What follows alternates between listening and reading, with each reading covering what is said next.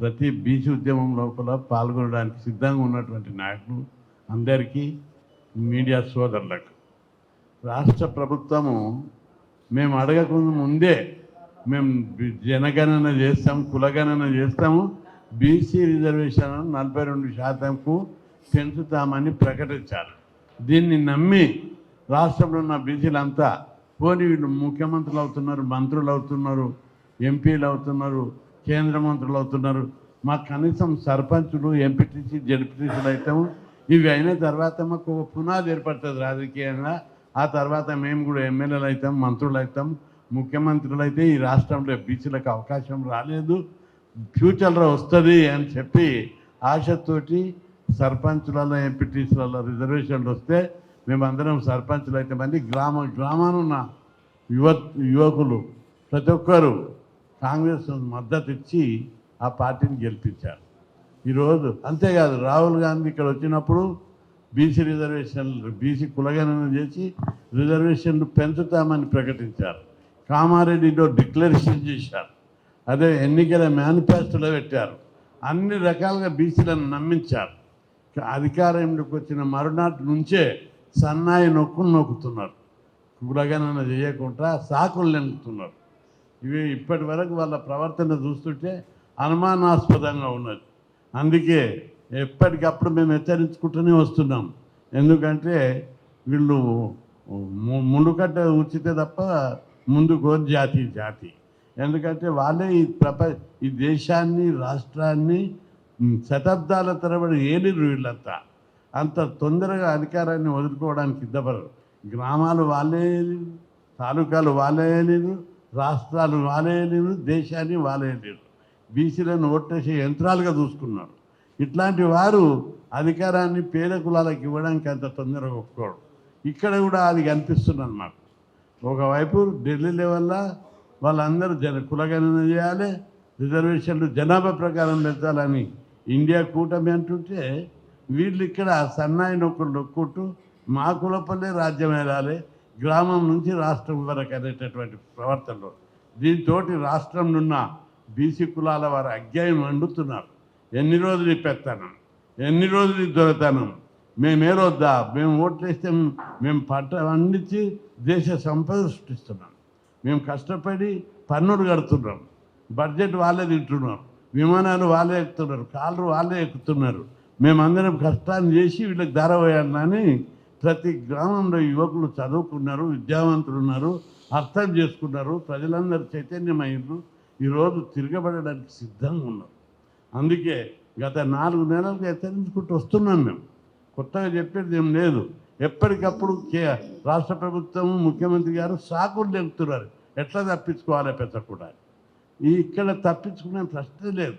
ఎందుకంటే ఇది ఒకరికి, ముఖ్యమంత్రికి, ఇద్దరు బీసీ నాయకులకు సంబంధించిన విషయం కాదు, రాష్ట్రంలో ఉన్న 2 కోట్ల మంది బీసీలకు సంబంధించిన అంశం. ఎవరు కూడా ఈ విషయం లోపల పక్కదారి పట్టొద్దు.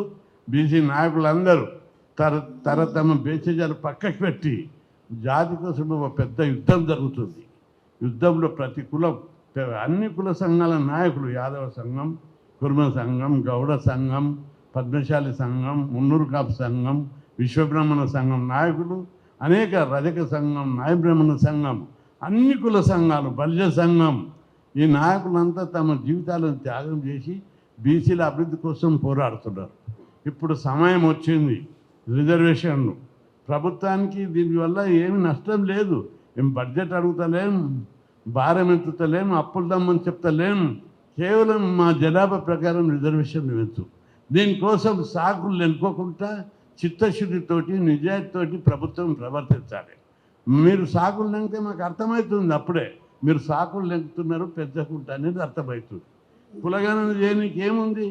కేసీఆర్ 2014లో ఒకటే రోజు కులగణన చేయించాడు, 2 రోజులు ప్రిపేర్ అయ్యిండు, 1 రోజు కులగణన చేశాడు.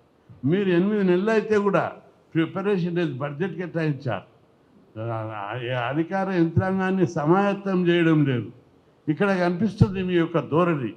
అందుకే ఏమాత్రం చిత్తశుద్ధి ఉన్నా వెంటనే కులగణన చేయాలి, రిజర్వేషన్లు పెంచాలి. దీనికి ప్రభుత్వము లీకేజీలు ఇస్తుంది అప్పుడప్పుడు మెల్లగా. రిజర్వేషన్లు పెంచితే సుప్రీంకోర్టుకి అడ్డంకులు సృష్టిస్తున్నారు. సుప్రీంకోర్టు అడ్డంకులు సృష్టిస్తున్నారు. ఉత్తరప్రదేశ్ కేసులో ఒక కేసు లోపల జనాభా లెక్కలు కరెక్ట్ ఉంటే రిజర్వేషన్లు పెంచవచ్చు అని చెప్పింది. పశ్చిమ బెంగాల్ విషయంలో కూడా చెప్పింది. మద్రాసులో ఇప్పుడు 70% రిజర్వేషన్లు ఉన్నాయి. సుప్రీంకోర్టు అడ్డుకుంటుందా? ప్రభుత్వానికి చిత్తశుద్ధి ఉంటే షెడ్యూల్లో పెట్టవచ్చు. సుప్రీంకోర్టులో బలమైన నాయకులను పెట్టి పోరాడవచ్చు. కేంద్ర ప్రభుత్వం 10% అగ్రకులాలకు రిజర్వేషన్లు పెట్టింది. అక్కడ సుప్రీంకోర్టుకు పోయింది ఆ కేసు. సుప్రీంకోర్టు ఏం చెప్పింది? ఎప్పటికప్పుడు మారుతున్న పరిస్థితులకు తగ్గట్టు రిజర్వేషన్లు పెంచుకోవచ్చని చెప్పింది. కాబట్టి సుప్రీంకోర్టులో పోయినా మేము కూడా కొట్లాడతాం, మీరు కూడా బలమైన వాదనలు వినిపిస్తే అక్కడ కేసు ఓడిపోయే ప్రశ్న లేదు. మీ మీద భారం అవుతుంది. పెట్టి మీరు అక్కడ కొట్లాడు. ఎన్ని రోజులు సాగుతుంది ఈ ప్రపంచం? కోర్టుల పేరు మీద, నాయకుల పేరు మీద, పార్టీల పేరు మీద బీసీలకు అన్యాయం చేస్తే చూస్తూ ఊరుకుంటాం అనుకుంటున్నారా? కాబట్టి బీసీ నాయకులందరూ కూడా, అన్ని కులాల నాయకులు కూడా తెగించిపోయా. ఎన్ని రోజులు ఈ బానిస బతుకులు, ఎన్ని రోజులు ఓట్లేసే యంత్రాలు. అందుకే మీ త్యాగాలు గొప్పవి. కుల సంఘాలు అనేక పనులు వదులుకొని, కాంట్రాక్టులు వదులుకొని, వ్యాపారాలు వదులుకొని కులాల అభివృద్ధి కోసం పోరాడుతున్నారు. ఒక్కసారి బలమైన బీసీ ఉద్యమాన్ని తెలంగాణ ఉద్యమంలో ఎట్లయితే తెగించి పోరాడిరో, బలమైన బీసీ ఉద్యమం కోసం ఒకసారి పోరాడితే తప్పనిసరి ప్రభుత్వం భయపడుతుంది. మన వాట మనకిస్తుంది. మన వాట లేకుండా మన వాట వాళ్ళే తింటున్నారు, వాళ్ళ వాట వాళ్ళే తింటున్నారు. మన వాట కూడా దోసుకొని తింటుంటే ప్రేక్షక పాత్ర వహిస్తారా? ఇది బీసీలో భిక్ష పోరాటం కాదు, ఆత్మ గౌరవ పోరాటం, తెగించి చేసే పోరాటం. ఒక్కసారి పోరాటం చేస్తే అన్ని తరాలకు లాభం అవుతుంది. 76 ఏళ్ళు మోసపోయాము, అన్యాయం గురయ్యాము.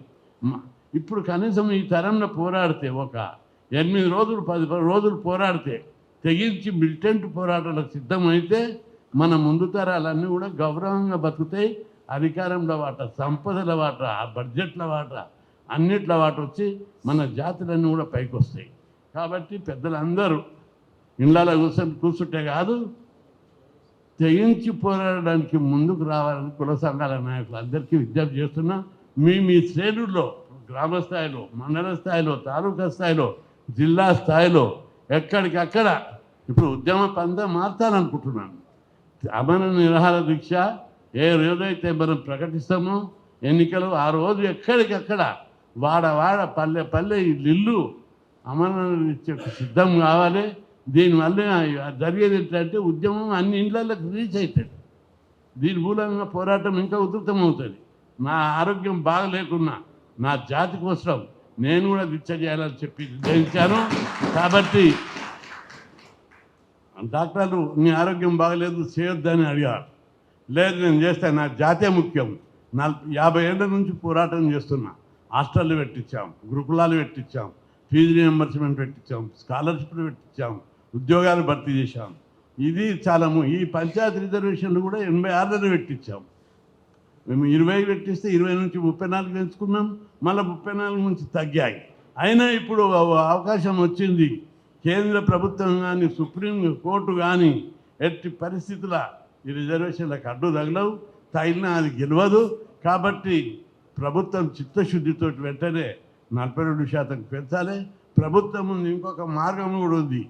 సుప్రీంకోర్టు ఏదో చేస్తుంది అనుకుంటే పార్లమెంట్లో కాంగ్రెస్ పార్టీకి, ఇండియా కూటమికి ఫుల్ మెజార్టీ ఉంది.